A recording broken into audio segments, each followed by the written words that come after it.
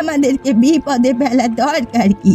এই পুকুর কিন্তু ৩ গ্রামের মুখেই রয়েছে, তাই বিপদে পড়লে ৩ গায়ের লোকজনই কিন্তু বিপদে পড়বে, এটা মাথায় রাখিস।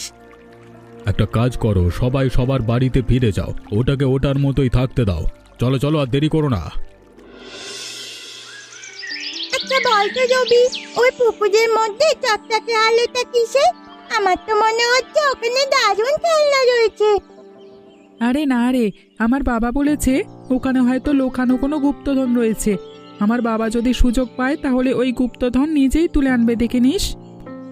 কিন্তু সবাই যে বললো তো অভিশপ্ত, যদি ভালো হতো তাহলে সবাই মিলে তুলতো, তাই না?